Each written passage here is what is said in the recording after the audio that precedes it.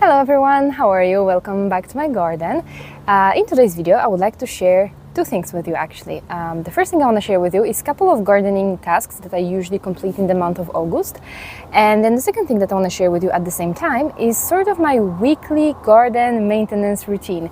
Because I think there's this wrong idea when people look at my garden, they think that it requires a lot of maintenance, that I'm basically spending 2-3 hours a day here maintaining my plants, keeping up with my garden. And that in general, having a garden like this basically means you need to, quit your job and spend your entire day gardening, which is not at all the case. At least it doesn't have to be the case if you don't want it to be. So I want to share with you my weekly garden maintenance routine. So basically how it works for me, how I keep up with my plants.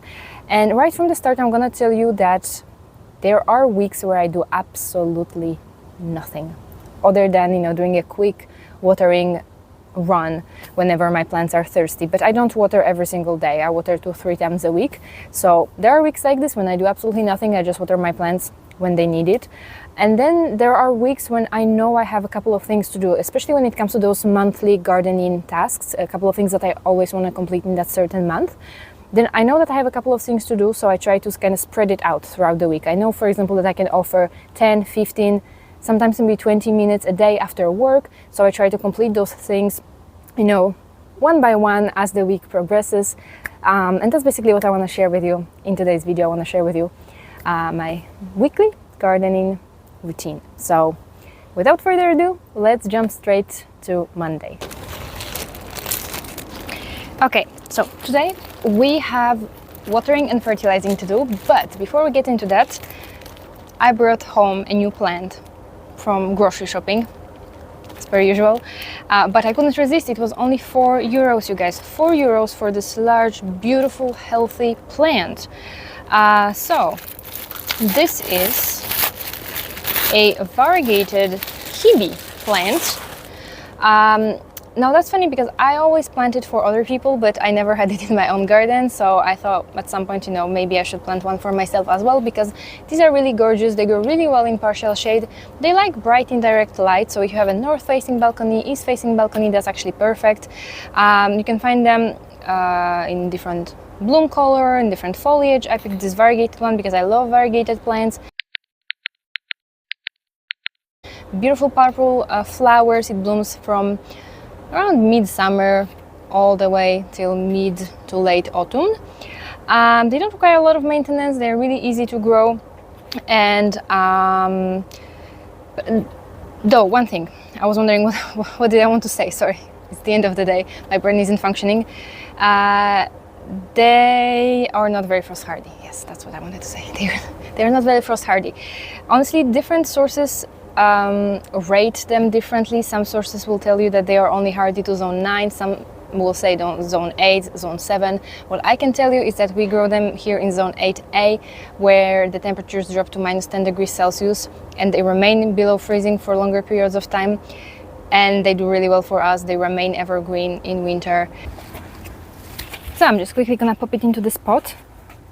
And when I said that I water my plants only like 2, maximum 3 times a week, one of the most important things that I've done for my garden to make it more self-sufficient is soil, to improve soil, to create custom potting mixes. I add a lot of organic matter. I add a lot of organic matter because organic matter, any kind of organic matter, whether that be compost, humus, or worm castings, or any other. Goodness, these are really compacted. The roots. Organic matter helps to retain soil moisture, and as it decomposes, it releases nutrients back into the soil. It attracts soil organisms and microorganisms. Like if you look into any of my container, you'll see there's plenty of earthworms that help to aerate the soil, that help to decompose dead and decaying plant material into nutrients that your plants can use. And then I add perlite for aeration. I add a little bit of vermiculite for extra water retention. So, I pack my soil with good quality things, with good quality, components to make it more water retentive, to make it nutrient rich for my plants. And that just really was a game changer for me, because this way I don't need to water my plants every day. Because if you only plant your plants into like poor quality multi-purpose potting mix that contains nothing other than, you know, peat moss or different types of peat, then it will dry out really quickly, it will compact really quickly, it won't provide any nutrients for your plants. So at the end, you have to water it more often, you have to fertilize your plants more often, and your plants are struggling.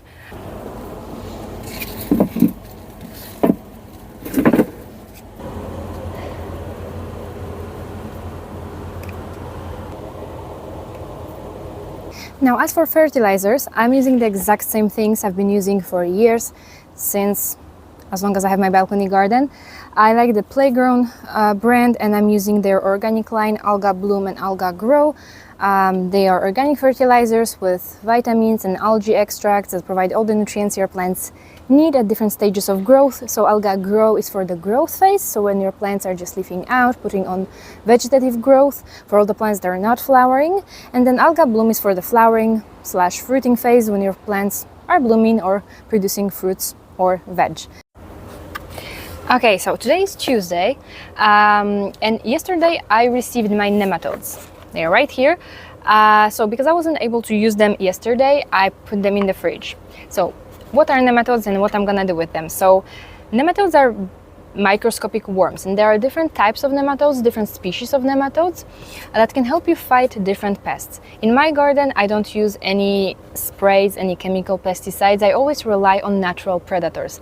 Many pests have their natural predators that you can buy online, that you can buy at the garden center, you can order them at the garden center, and you can use them in your garden to help you fight pests. But it's really important, obviously, to pick the right predator for the right pest for this method to be effective. So I am dealing with vine weevils at the moment, and vine weevils, they are black beetles, black or gray beetles. You can usually find them during the night. You know, when you come out at night and you look at your plants, you will see those black beetles you know, eating your plants. And as long as the adult beetles, they don't do a ton of damage, like, sure, they will eat, they will munch on your plants, they will do a little bit of damage, but they will not kill your plant. They just make it look unattractive. But by the end of summer, those beetles start to lay eggs, and the eggs will hatch into vine weevil grubs. Now, vine weevil grubs will do a ton of damage, like they can eat the entire root system of your plant within 2-3 weeks. So if by the end of summer you see your plants, or some of your plants, start to wilt, start to look really sad, you water it but it's not really bouncing back, that's a sign that you are dealing with vine weevil grubs. And especially if you just gonna grab your plant, you try to lift it, and if it comes out without any roots at all, then you know for sure that you are dealing with vine weevil grubs. So vine weevils, generally, they are attracted by potted plants. Usually if you have a container garden or if you have a balcony garden, at some point you are most likely gonna encounter vine weevils. For some reason, they are attracted by potted plants. So what I like to do, and I do it every year because, you know, it's a problem that comes back, and that's okay, you know, that's gardening. So what I like to do is, in August, I try to apply nematodes, you know, ahead of time, when those grubs are starting to hatch. I apply nematodes. Now, for vine weevil grubs, you have two different types of nematodes that can work. As I said, you know, it's really important to pick the right type of nematode for the right pest. So for vine weevils, you can pick either Steinernema kraussei or Heterohabditis bacteriophora. These are... Do I have a mosquito on my face? Goodness. No, that wasn't a mosquito. Anyway, sorry. As I was saying, for the vine weevil grubs, you have two types of nematodes: Steinernema kraussei and Heterohabditis bacteriophora. These are their scientific names. You can type it in Google. You can ask for them in the garden center. Now, pick the right amount.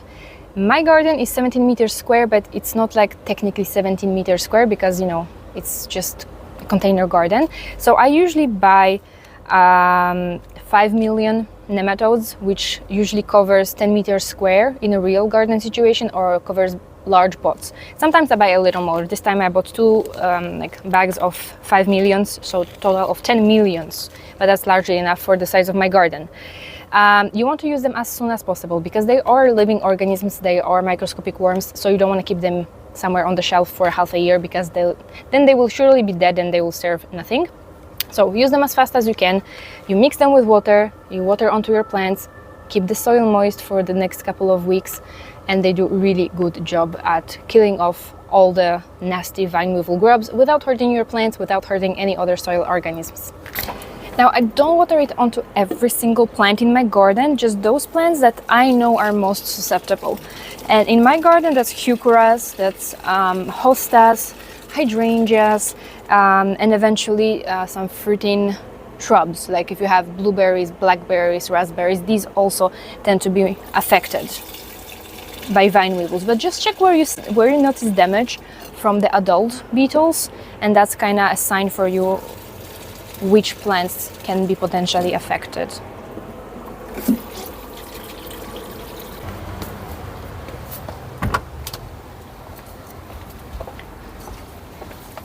So today we are not going to be gardening, we are actually going to be harvesting. I want to show you what I'm able to harvest from this small shady balcony garden by the end of summer. Because my garden is in the shade, in terms of edibles, obviously my main crop is always leafy greens and salads, because these tolerate shade really well. They are easy to grow.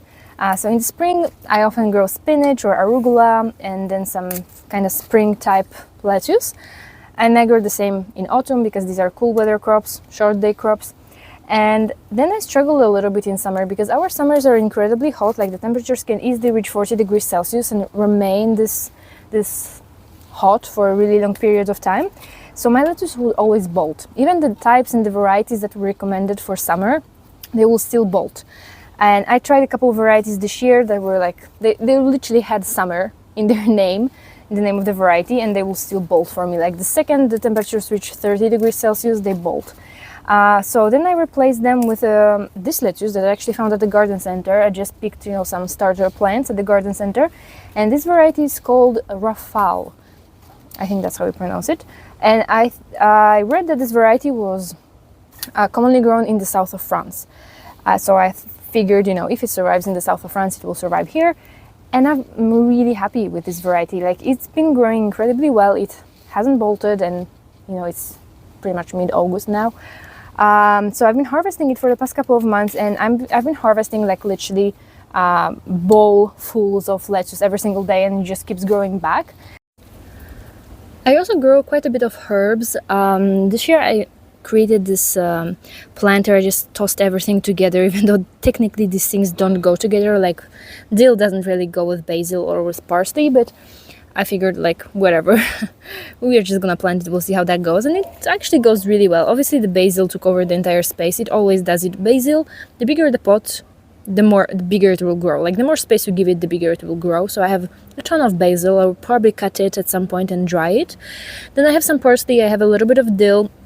As I said, dill needs full sun, but I enjoy it on my potatoes, so I just need a little bit just to season my potatoes with.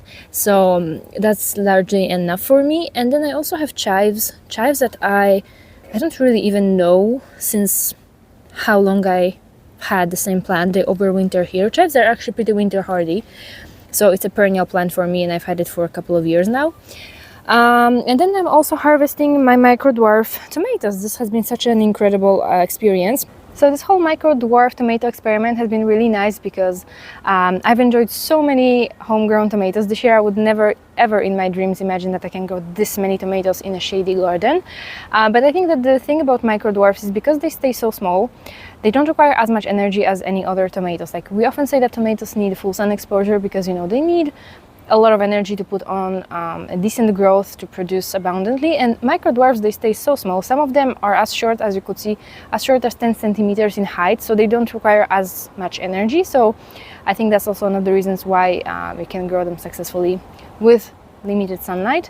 Obviously there are some varieties that are more tasty than others, but overall I think that was a really awesome experience. I'm definitely going to be growing more micro dwarfs next year. What else do we have here? Also, strawberries have been a nice discovery. I tried growing strawberries in the past, but this year I picked a variety that is shade tolerant, and it's such a game changer. So this is Mara de Bois. It's a classic strawberry, regular strawberry that tolerates shade and that actually has a flavor of alpine strawberries. And as you can see, they're up for their second run. Look how many fruits, how many flowers we have. They are really, really yummy, and these receive probably just about 2 hours of morning sunlight. So, I'm pretty happy with them, and obviously I'm gonna enjoy them for the next couple of years.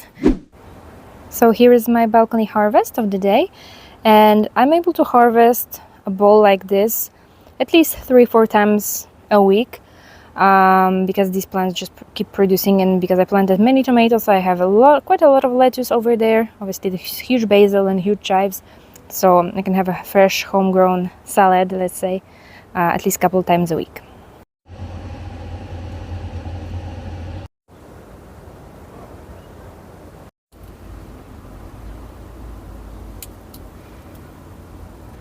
So on Fridays, when I know I have a little more time to spend in my garden, I tackle those larger gardening jobs and I do this kind of general cleanup. So I clean all the mess that I created throughout the entire week. And I know a lot of people say that, you know, my garden is very clean and very neat, but you know, it's a really small space. So if you don't pay attention, or if you kind of, you know, leave a lot of mess behind, it can quickly accumulate and you just kind of have no more place to kind of move around. So I try to store things away, and in my garden I found a solution that works really well for me. I have a little chest, or like little box, storage box, where I store all of my tools and smaller accessories, and then I have this larger plastic container, I guess, where I can put away any larger items like pots that I'm not using at the moment, any plant stakes, even some smaller soil bags and stuff like that. Another thing on my to-do list is to turn my plants, because oftentimes balcony gardens receive sunlight from only one direction and plants tend to grow towards that direction, and this can quickly misshapen your plants, weaken them, and just make them look unattractive. So I try to give my plants, especially those larger ones, a 90 degrees turn at least every couple of weeks. So as for cleanup, around this time of the year, some of the plants, you know, just they just had enough. So especially my tomatoes, my micro dwarf tomatoes, I really enjoyed them, but they got affected by spider mites, and as I said, I got a little too busy at some point and I just didn't pay enough attention to them. So some of them were badly damaged and they just didn't bounce back. So I'm gonna just remove those tomatoes because I know they won't be producing anymore. It's mid-August, so but other ones are still looking fine, they are still producing abundantly, so I'm just gonna keep those that are still productive.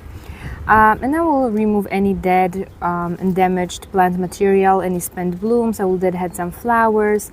These are the kind of tasks I usually do on a weekly basis. So this is something that I would usually do in June, but if you were to give it a go, you can still do it in August, it's not too late. And that is sowing biennial flowers. So in my garden, I mostly grow perennial flowers, so perennial plants that come back every year. But I also really like biennial flowers. So biennial flowers are flowers that produce foliage in the first year and then they bloom in the second year. And one of my favorite biennial plants are pansies, foxgloves, campanulas. These are all really beautiful. They attract pollinators. You can grow them in full sun, partial shade. They even do well in full shade. So this year I'm growing 3 types of biennial flowers. I have Campanula major. I've been wanting to grow this plant for a really long time. I bought seeds actually last year, but I didn't get to plant them. I have pansies, beautiful blue pansy, and I have a foxglove Dalmatian peach, which is actually a hybrid. So technically you could plant it at the beginning of the year, like in January. You could sow it indoors and then transplant it outside, and they should bloom for you already in the first year. But I'm just gonna sow it as a classic biennial flower. As for pansies, now as many gardeners, as many ways of sowing pansies. Honestly, I've seen everyone sow pansies differently. The way I like to sow them, the way I was taught, is to cold stratify the seeds. So I put them in the freezer for about 2 weeks.